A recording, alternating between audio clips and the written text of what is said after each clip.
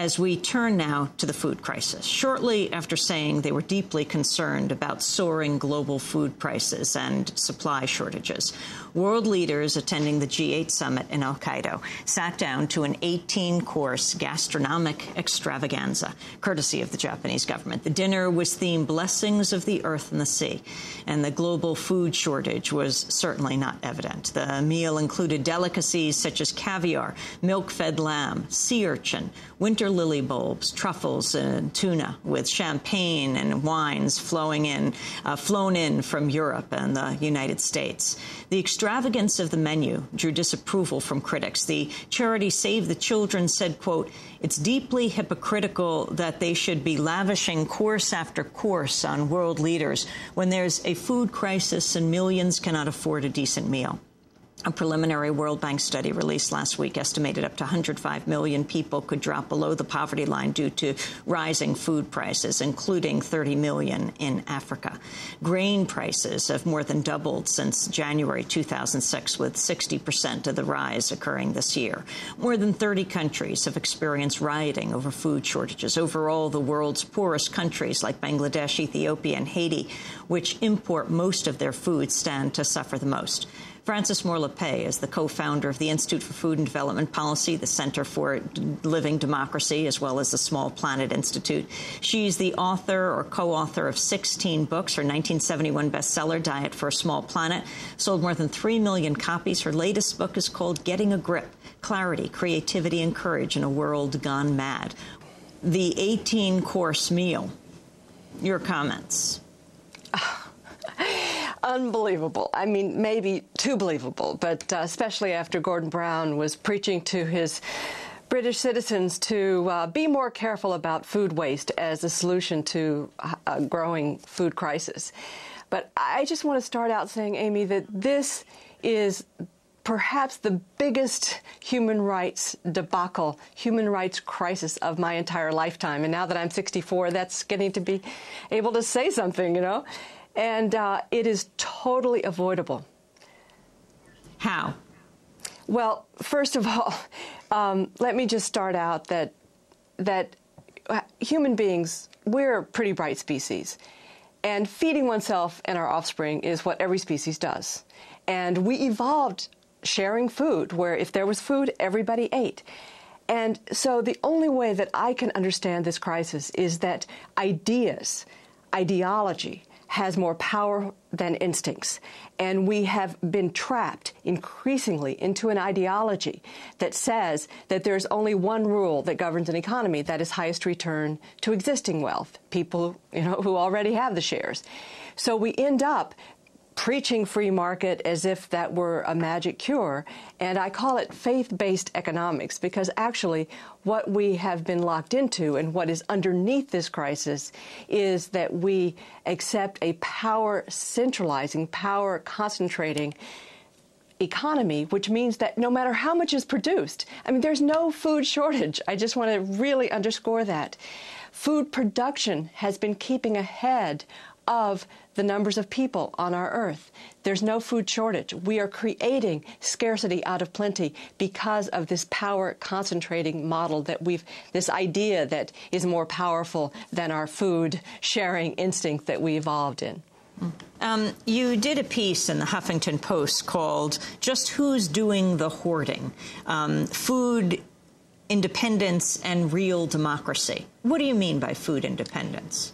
Well, one often hears about oil independence and the idea that if one's very survival is dependent on something you have no control over, in this case, the diversion of good land to grow fuel, agrofuel, or other changes that you have no control over, then are you really a free people? Do you have any food security? In this case, the core question, maybe more important than oil independence, is food independence.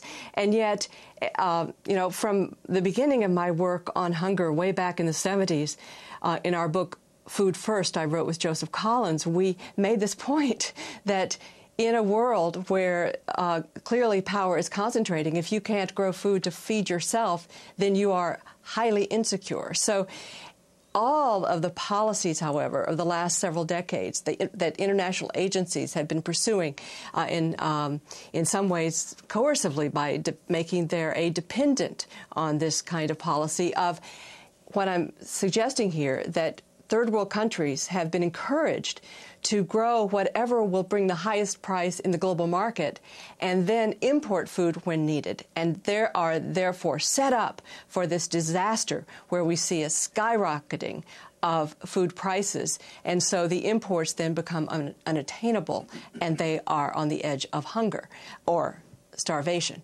So I'm saying that when we talk about oil independence, we should also be thinking about food independence. And this is the theme of the term food sovereignty, which is now being pursued by an international coalition, Via Campesina, which is the small farmers of the world uniting.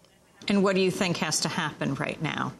Well, first, the core is for the people of the planet to wake up and recognize that this is a huge human rights crisis. There's an estimate that the number of people could double who are either hungry or at the edge of hunger to encompass a quarter of the world's people.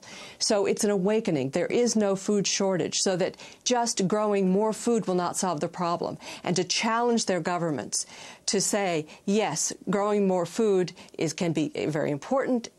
In Africa, where, much of the G8, talking about how can we increase food production.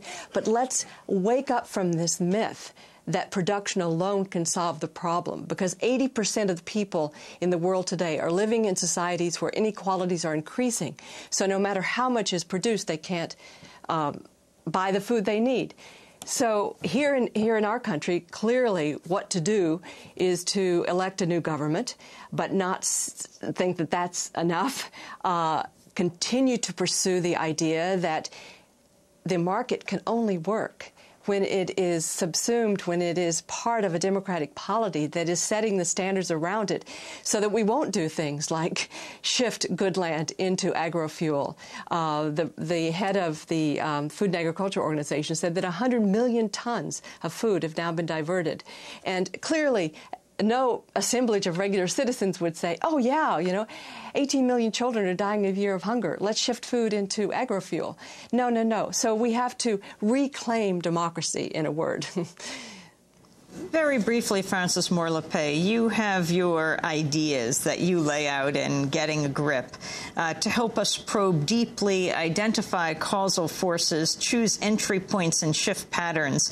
10, or rather 8 ideas perhaps to save the world, beginning with thin democracy versus living democracy. Well, this is what I'm talking about, Amy, that this notion that democracy is simply a certain kind of market, highest return to existing wealth, plus elected government, that is thin, that is frail. It will never get us there. And so all of my writing, all of my thinking for the last several decades has been to identify the emergence of what I call living democracy. You asked a few moments ago what to do. Well, we have models throughout the world where people are ending hunger. Think of the largest social movement perhaps in our hemisphere, the landless workers in Brazil. They have made huge strides against hunger because they have democratized control over the land. They have resettled 250,000 families. They have created new enterprises and new farms and new communities, and they are drastically reducing hunger. So that is living democracy, people actually realizing that democracy is not just about what we have, what's done to us or for us, but what we do. So that's number one. That's the shift in frame. And I see it throughout the world, but most people can't see it yet because it's still not in the mainstream media. And finally, talking about living democracy's checklist. Well, this is a shift of frame from things like grow more food, have more seeds, to the shift to empowerment. This is the fundamental shift, Amy. This is, so much of the world hunger debate is still trapped in the thing. People need more things, more food, more roads. What people need is more power. So in the checklist at the end of my book, there's a chapter called Sanity in Motion, and it's asking all of us to begin to think, how do our actions begin to shift power? So that, for example, where is hunger eliminated? Not where people become dependent on things that they have to purchase, like imported fertilizers or chemical pesticides, but where they are empowered to grow healthy food with their own resources and know how to do that. So a study of 57 countries with about 13 million farmers have shown 50 to 100% increase in yields where farmers are using local resources, organic, sustainable methods. So this is the shift from things that make one dependent to the empowerment of ourselves and community. And so I have a checklist that asks, are we creating that shift in power? Are we making it sustainable so that people want to remain engaged? And so that we are constantly mentoring and bringing new people in to understand that the earth is abundant. It's a question of how do we together create communities to align with the earth's natural abundance.